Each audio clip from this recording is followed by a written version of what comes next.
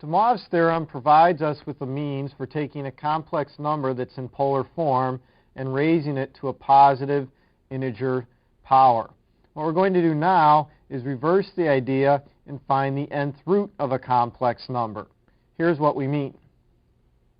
Let w be a complex number and let n greater than or equal to 2 denote a positive integer.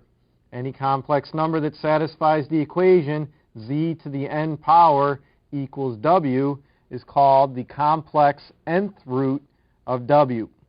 How can we find the complex roots? Well, let w equal r times the cosine of theta plus I sine theta be a complex number. If w does not equal 0, there are n distinct complex nth roots of w given by the formula z sub k equals the nth root of the magnitude of w times the cosine of theta over n plus 2k pi over n plus I sine of theta over n plus 2k pi over n, where k goes from 0 to n minus 1. So what we're going to do is find the complex cube roots of negative 1 plus the square root of 3i. Because we're finding the complex cube roots, we have that n is equal to 3. So what we need to do first is take this complex number and write it in polar form. So we're going to have negative 1 plus the square root of 3 times I. We should recognize that the magnitude of this complex number is negative 1 squared, or 1, plus the square root of 3 squared, or 3, gives me the square root of 4, which is 2. So to write this number in polar form, I need to factor out a 2 to get my magnitude.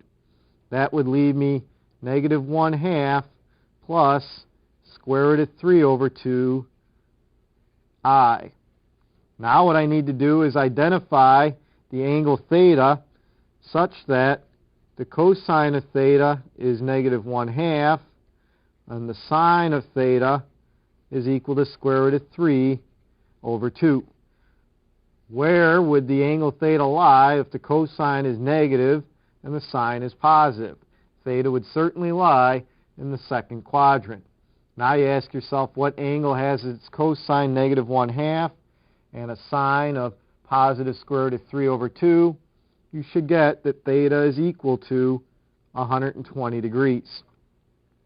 So negative 1 plus the square root of 3 times I is going to equal 2 times the cosine of 120 degrees plus I times the sine of 120 degrees.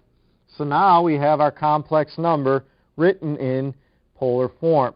What we want to do is find the cube roots, the complex cube roots of this quantity.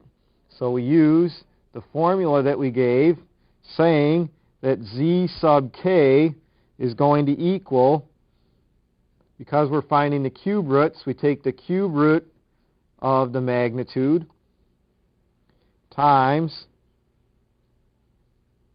the cosine of the argument, 120 degrees, divided by 3, plus 2 pi k, it said, or 360 degrees k over 3.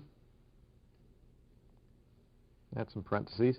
Plus I times the sine of the argument 120 degrees over 3 plus 360 degrees k over 3. So I have 2 closed parentheses there. So we do a little bit of simplifying and we get the cube root of 2 times the cosine of 120 over 3 is 40 degrees plus 120 degrees k plus I times the sine of 40 degrees plus 120 degrees k. Now we need to evaluate this for k equals 0 k equals 1, and k equals 2. Remember, we're supposed to evaluate the expression from k equals 0 to n minus 1. We're finding the cube roots, which means n is 3. So again, I evaluate this for k is 0, k is 1, and k is 2. Those three expressions will give me the complex cube roots. So I'm going to substitute into this formula and get z sub 0, which is for k equals 0. And I get the cube root of 2 times the cosine of 40 degrees plus I times the sine of 40 degrees. Z sub 1 is going to be the cube root of 2 times the cosine of 40 degrees plus 120, or 160 degrees, plus I times the sine of 160 degrees. Z sub 2 is going to be the cube root of 2. Now I'm adding 240. 240 plus 40 is 280. Cosine of 280 degrees plus I times the sine of 280 degrees.